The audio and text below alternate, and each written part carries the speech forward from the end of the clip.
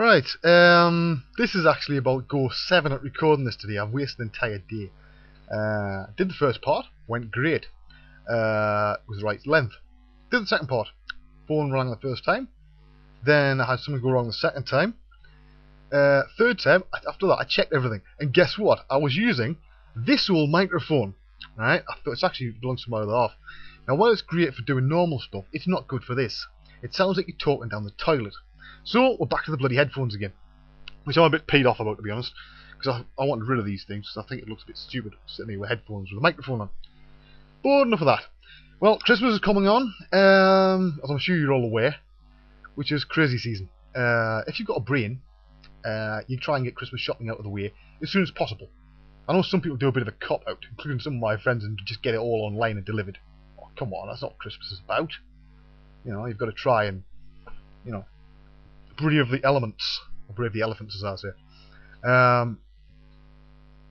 Because if you leave it too late and events conspire against you, you end up having to go sort of like a couple of days before Christmas or Christmas Eve. Have you ever tried Christmas shopping on Christmas Eve for toys? If you haven't, imagine the Trojan War. It's about that bad. Because if you're unlucky enough to have a child that wants popular toys, if you wait that late, you're screwed. Won't be there. Best time to get it over with, end of November. You know, even November at the start of November. Get it all out of the way early. But unfortunately, events have conspired against me and my other half. So we're going to end up having to do the nightmare run, sort of day before Christmas Eve or Christmas Eve itself.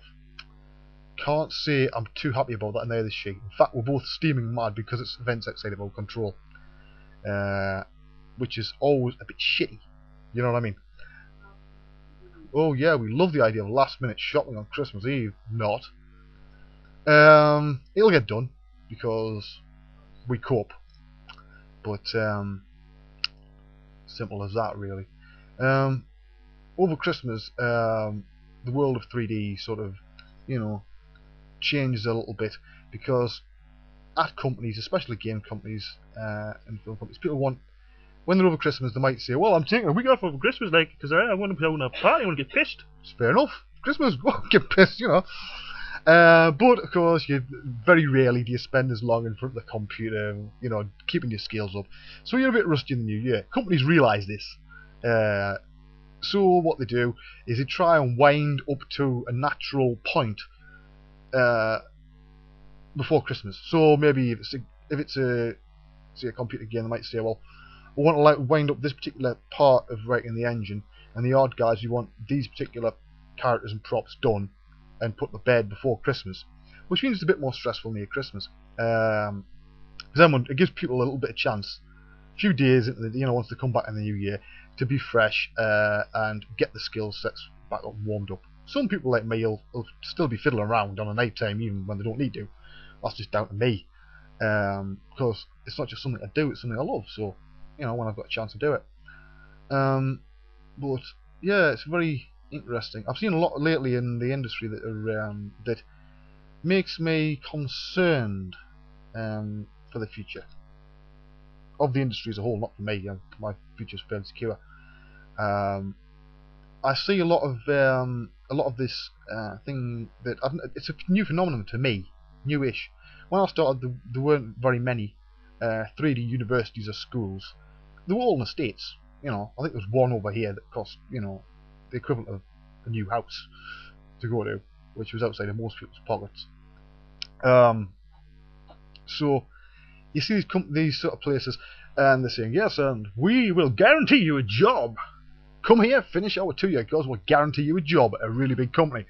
Or the other one they'll pull is, well, we know lots of important people at big games companies for when you graduate, wink wink, giving the people the impression that the job is guaranteed in the industry if you've got the right skill set. Rubbish. Total and utter crap. Nobody's job is guaranteed, and here's the reason why. The industry's overcrowded. Whereas 2 years ago, if you were good enough, you had a chance of getting your money back that you'd laid out, which in 3D is pretty big, with the price of the licenses. Once you got a job, great, no problem, get your money back in a few years. Now, there's more people out there than jobs, there's a massive increase of phenomenal artists from the eastern countries and the old Eastern Bloc. That's on top of the massive increase in the rest of the Western world. I don't want to be offensive about that, but that's basically the truth. So you've got a massive load of artists. There's been a massive increase in quality, which means people who are maybe just below par that normally would have walked into a job now can't. So they're stuck with massive debts around their neck. So the 3D world's getting more cutthroat.